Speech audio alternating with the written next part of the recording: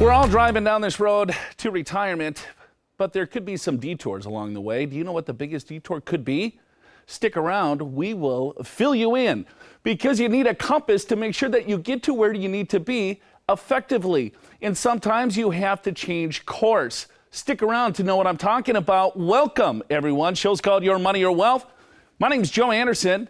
I am a certified financial planner, president of Pure Financial Advisors, and of course, I am with the big man. That's Big Al. He's sitting right over there. And we are going to get into his favorite topic today, and it's all about taxes. Taxes could be one of the largest expense in your overall retirement, and it's often overlooked. We talk about markets and risk and inflation, but what about taxes? I think we've been told that you will probably be in a lower tax bracket or pay very little tax in retirement. I'm here to tell you that is not the case today. That is today's Financial Focus.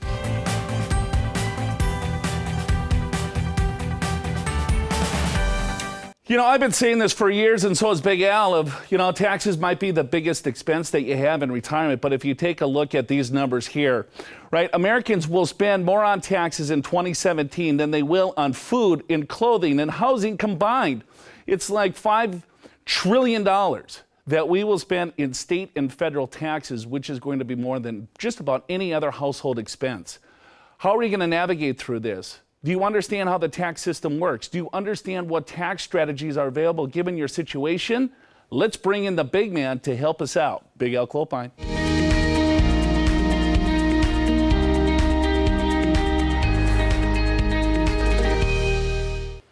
What was that, 5 trillion or something? 5.2 trillion to be exact. Thank you. I couldn't really read that. I am the CPA. I'll you help are. you out. $5.2 trillion. Yeah. More than all household expenses just about. Yeah, and the main expense, taxes, and we've said this all along, Joe, and I think when you think about it, income taxes, they take a lot away from your retirement. And if there was a way to save taxes in retirement, then you could spend more money. You could live the lifestyle that you want to live, or you may invest less aggressively in your portfolio and still have the same amount of money, because it's not what you make, it's what you keep. So today we're going to focus on taxes. Let's start with mapping out your tax strategy. We'll show you exactly what that means in terms of an example. Then let's talk about asset location. Where you put different kinds of assets within different kinds of tax pools makes a big difference on what you'll take home.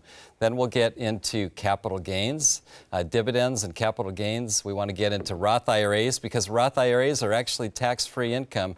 There's nothing better than tax-free income. And Joe, then we're going to get into the sale of your residence, because there's some great rules with regards to that to save taxes. So I'm excited. Today, this is my topic, is taxes. Right? Super and excited. I can tell you're excited too. Super excited. I just can't we're gonna wait. try it. We'll try to make it as entertaining as possible, because who wants to talk about the taxes, right?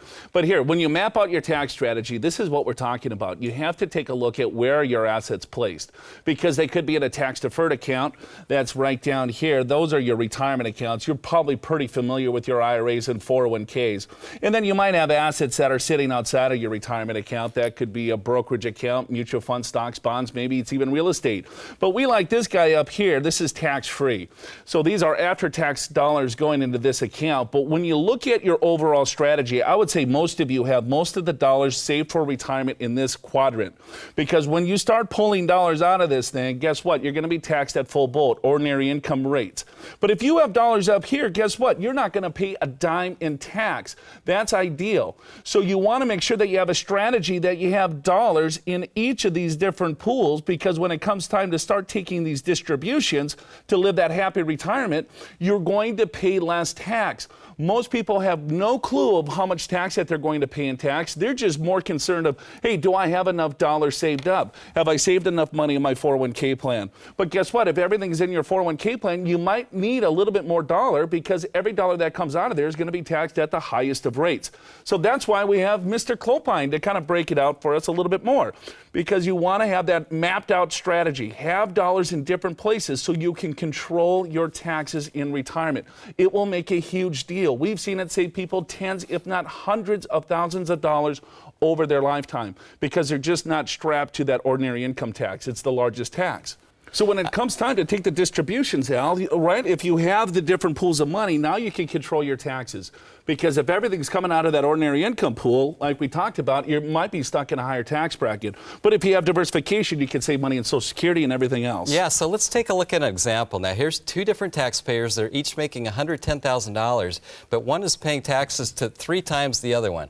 Taxpayer 1 and 2, they're getting $20,000 in dividends, $40,000 as Social Security. But look at the difference in IRA versus Roth IRA distributions. First one, all coming out of an IRA. The second one, half of it's coming out of a Roth IRA. And what happens in this case, Joe, is that less of the Social Security is taxable, as well as less of the dividends are taxable, and therefore the taxes in taxpayer 1, federal taxes of about $9,000 become about $3,000 in the second taxpayer. It's just a simple example of asset diversification, what that can do for you to save a lot in taxes. And this is where we get excited. To me, Joe, it's not really the love of taxes, it's the love of saving taxes. That's what I like. And I think there's misconceptions about tax diversification, because if I have money into a Roth, I've already paid the tax, now it's growing into the Roth. But what we're trying to show you is that if you have different strategies in place, because with that Roth IRA there is no tax, and guess what? Oh, wait a minute, maybe my dividends are not going to be taxed, and wait a minute, maybe the Social Security that I'm subject to tax is going to be reduced. So then it's like 1 + 1 = 3 instead of 2. We're just layering strategies on. Over the long term, this adds up to significant dollars. Another strategy that you might want to consider is called asset location. Then it's positioning your assets in the right pools. And I think, Alan, people get this wrong all the time as well. Well, they do, because here's a simple example where someone wants 50% stocks, 50% bonds, and they have equal amounts in a taxable account and tax-deferred account. And the tendency is to put the stocks in the tax-deferred account, Joe, because then you don't pay taxes on it currently. But in retirement, it's just the opposite. Reason being is that when you have your stocks in the non-qualified account, the taxable account, you get a special capital gains treatment, which is a lot cheaper. In many cases, it's about half or less the tax you will pay in ordinary income.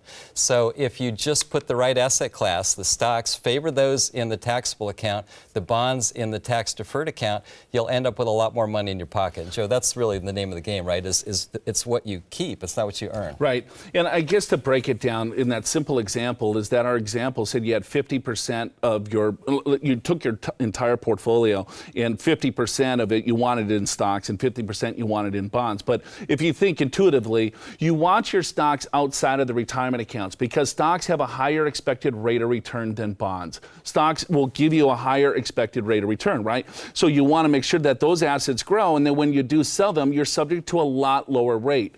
I don't want these high flyers in my retirement account, because when I pull those dollars out, I'm stuck to a lot higher tax rate. So you just have to think a little bit more into this, because we forget about taxes all the time. It's like, well, let's get the right allocation, or how much money do I need? But if you do some simple steps here, your money will carry you that much further. Again, 1 + 1 in this scenario might equal 3 or 4. It's a huge deal. You just want to make sure that you pay attention to the tax. Hey, we got to take a quick break. We're just getting started. We're going to dive into a lot more strategies that you don't want to miss. We'll be back in a second. Show's called Your Money or Wealth.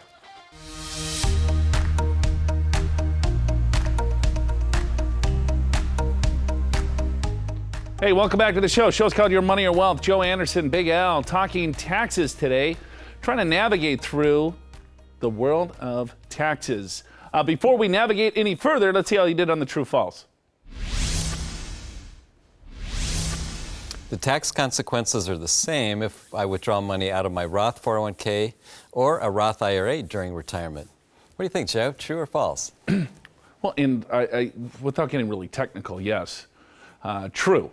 Because it's after-tax dollars, it grows 100% tax deferred.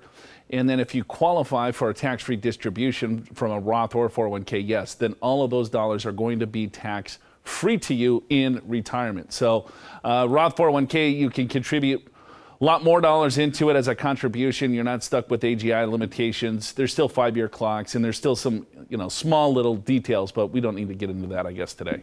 Yeah, that's exactly right, Joe. It's tax-free income either way. I guess there's one thing, though. If you retire, you're over 55, you can pull money out of your Roth IRA before age 59 and a half without penalty. So there's one little difference there. But you can still take your after-tax contributions out of a Roth IRA at any time, at any age. So that is true. So yeah, now we're going deeper. And we'll go to what's called the countdown to retirement, Joe. This is where you get an opportunity to answer a question from a viewer in 60 seconds that you haven't heard. So let's see how you do. Hey, Joe, is there a danger that the Roth IRA will go away with the new tax proposals?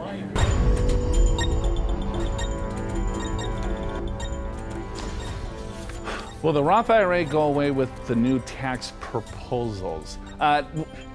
Who knows? I mean, the current tax proposal, no. I mean, if you're talking tax reform with the president and Paul Ryan, no, there's no talk at all about taking away the Roth IRA.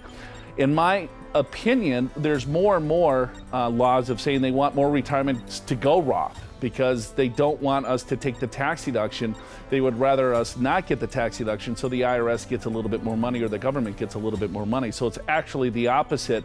And we'll probably see more and more of that when it comes to retirement plan or anything like that when it comes to tax reform for a short period. But because the IRS or Congress, they only look in short periods of time. If they looked out, they would realize that the Roth IRA is the best gift that's ever given to us because it will grow 100% tax-free. 10, 20 years from now, who knows? But right now, no, the answer is no. Joe, I concur because, as you say, now Roth IRA is a retirement account where you do not get a tax deduction, right? So you, in essence, you pay more in tax that way. Right. The government kind of likes that, so I don't see them changing that. Not today anyway, but maybe down the road they probably will. But certainly that's been no discussions currently.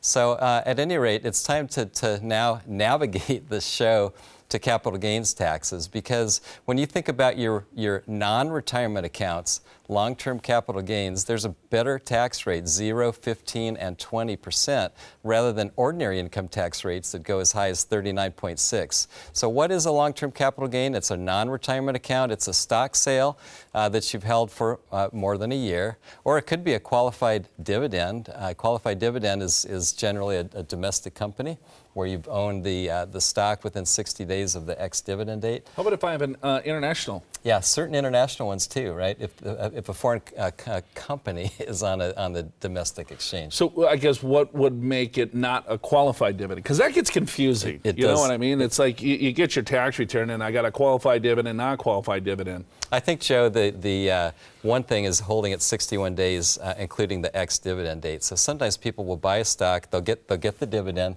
and then they'll sell that stock before 61 days. So that is one way that it's a non-qualifying dividend. Or if it's a foreign country that's not on the U.S. exchange, that would be another non-qualifying dividend generally. But the reason we bring this up is because qualifying dividends get the special capital gains treatment. It's that 15% rate. Right. Or 0 or 20% rate, depending upon your tax bracket. So if I have a stock or any capital asset for that matter, it could be real estate, you know. So if I have an investment property, if I hold that for a year and sell that, then I'm subject to the capital gains rate, which is a lot lower rate, qualified dividends. But then it gets a little bit confusing because that capital gain rate is 0, 15, or 20. And then it's like, okay, well, if I'm in the 10 or 15% tax bracket, so if I sell my property and it's a $200,000 gain, I'm in the 0% capital gains rate, so that should be a 0 capital gain, right? Yeah, and we do get that question all the time, and the answer is you fill up that 15% regular bracket. So quick example, married couple, $50,000 of taxable income. There's about $25,000 to get to the top of the 15% bracket. So $25,000 of your capital gain will be taxed at 0, and then anything above that will be taxed at 15 and 20% depending upon your tax bracket. So it's kind of graduated, just like the regular tax system is. Another tax strategy that you might want to take a look at, and this is only for assets that are outside of a retirement account, it's called tax loss harvesting. So again, if you do have a volatile asset class in a brokerage account, it might go up in the beginning of the year, and then it might all of a sudden crash down here. So if you're at a loss, our advice is maybe you want to sell that particular asset and buy something similar is the key word there, similar. So if I have a mutual fund that's a stock mutual fund, I want to sell that stock mutual fund and buy something similar. It cannot be identical. Then I can take that capital loss. That capital loss sits on my tax return. And then as the asset continues to go back up, all right, if I sell that in the future, I still have that loss to offset, and it's dollar for dollar. So again, when you look at asset location, putting more volatile, higher expected rate of return asset classes in your brokerage account versus your non-brokerage account or retirement account. And then so when you see those assets flow, right, those more aggressive or more volatile, you can take advantage of the tax law, which most people don't. Yeah, and Joe, I think the people that understand this strategy, they tend to look at it at year end only. And right. A lot of times in that diagram, year end was higher. So you got to be watching this throughout the year. Make sure when you do sell, you buy an asset class that's very similar, as you say, because you want to stay in the market. We're not saying that. But then you can take that loss and you can net it against all future capital gains dollar for dollar. You can even carry it forward to future years. So it's a very important strategy to pay less tax on your non-retirement accounts. Right, and then you want to look at, okay, so we talked a few strategies with your taxable account. What about your Roth accounts, right? Do you have a Roth IRA? Well, there's three ways to fund a Roth account, if you will. There's Roth IRA contributions, $5,500, $65 if you're over 50. Then you have Roth 401k contributions. This is only if you have a 401k plan through an employer that has the Roth provision in it. I would say, Al, now about 60% or so of large companies, maybe it's a little bit more, I don't have that stat in front of me, has a Roth provision in your 401k. And I would say most employees don't even know they have that option. Yeah, I would agree with that. And that's an easy way to get money into a Roth, even if your income is too high, which you may not qualify for a Roth contribution, but you can always put money into the Roth 401k provision regardless of your income. So that's an important distinction. And of course, why are we talking about Roth IRAs? It's because that money is tax-free. 100% of the money in the Roth IRA, Joe, is tax-free, right? So all growth, income, and principal, when you pull it out, or if you pass away, your spouse gets it, or your kids get it, it's tax-free to them. It's actually tax-free forever in that account, which is really a pretty long time if you think about it. So the only problem with the conversion, of course, is you don't get a tax deduction currently, but when you consider all this long-term growth, it makes a big deal. But Joe, then we get the question, how much do I convert? What are the steps to figure that out? Right. Well, then that's when you have to take a look at your tax bracket, right? Are you in the 10, 15, 25? And what we would like to, as a general rule of thumb, is that you potentially want to fill up that tax bracket, right? So if I'm in the 25% tax bracket, I still might have a little bit of room in that 25% tax bracket. So we want to fill up that bucket, if you will, right? So you're adding income to your tax return when you do a conversion. So, right, I have a little bit of room in my bucket here, so I want to fill that thing up with a Roth IRA conversion. So I'm adding taxes, but I do not want to go higher than that because then that's going to jump me into a higher tax bracket. That might be too high of a tax bracket. So it's a lot more complicated than this, but I think we wanted to just give you some rules of thumb to start thinking about things. Because a lot of times that Al and I see, it's like, all right, well, here, I did a conversion. I go, well, why did you pick that dollar amount? And they're like, well, I don't know. I just thought it was a good number. Well, no, you want to look at your tax return. You want to see what tax bracket that you're going to be. You want to do a little bit of forecasting, a little bit of planning to see once you hit retirement, right, what tax bracket are you going to be in retirement to determine exactly what is going to make the most sense. Yeah, and I think if you're in a much higher bracket right now, maybe you don't want to do a Roth conversion compared to retirement. But so there's a little bit more to this, but we want to kind of give you the concept. Like, for example, if you're in the 25% bracket now and you're always going to be in that bracket, and you got some room in that bracket, then go ahead and fill it up with a Roth conversion. Right. And I would highly suggest, before we're getting you armed and dangerous here. Remember, there's taxes involved here. We don't want you to pay any more than you absolutely need to or want to, right? So come in, get a tax analysis. Talk to the big guy right here.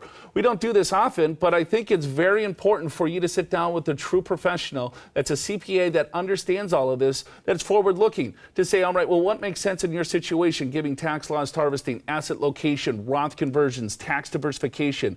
This is what we specialize in. This is is why we love talking about this so much on the show. But for this one time here only, you can talk to the big guy right here and get your free tax analysis. So just go to our website. All right, we're going to take another break. When we get back, we're going to flip the show to you and answer your email questions. You don't want to miss that. Show's called Your Money or Wealth.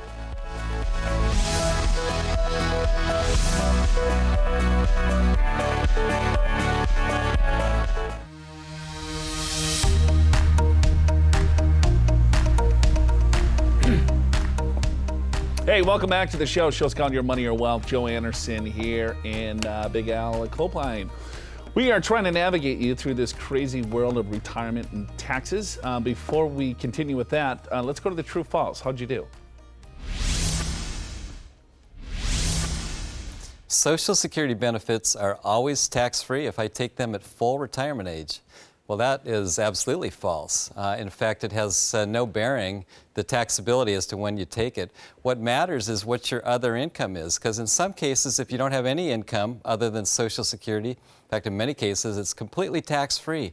If you've got a lot of other income from pensions and rental income and so forth, well, then you're probably paying taxes on 85% of Social Security, and then there's a sliding scale. So it doesn't matter when you take it, it's your income level that determines how much is taxable.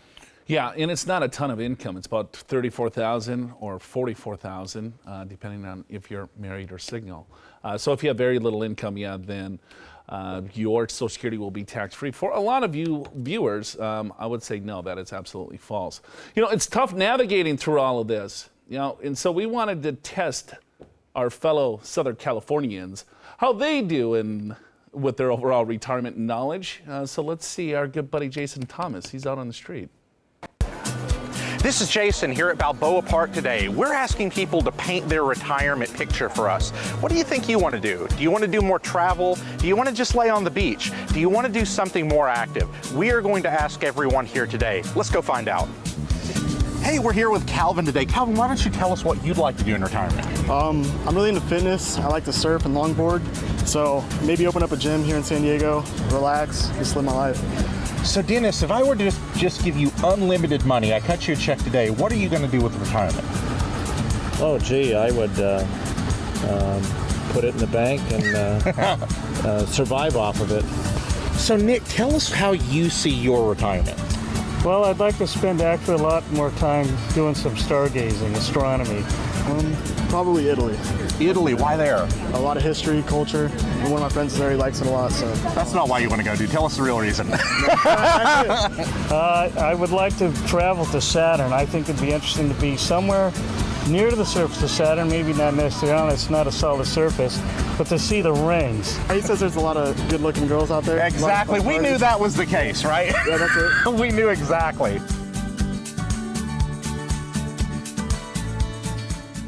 What are you going to do with that money? Oh my God, I'm going to put it in the bank. Survive off it. You have unlimited money. You can have fun. All right. Let's see if you want to sell your house. Look at this transition. If you sell your house to go to Saturn, you will not pay any tax if you've lived in your house 2 out of the last 5 years. Did you know that? So this is called the 121 tax exclusion. So all you got to do is live in your house 2 out of the last 5 years, and you can sell your primary residence tax-free. So this is another tax-free way, you know, to start generating some extra cash if you want to leave, you know, Southern California and move to Saturn. And Joe, just to throw a couple numbers in there too. The exclusion is $500,000 for a married couple, $250,000 for single. So that's how much you can exclude, and you can do this every 2 years. It's not a once-in-a-lifetime thing. So this is a great deal if you got a home and you want to downsize, and you may not have to pay any tax on that gain on sale. Let's do this. Let's move the show to you, our viewers, and let's answer a few email questions before we get out of here today.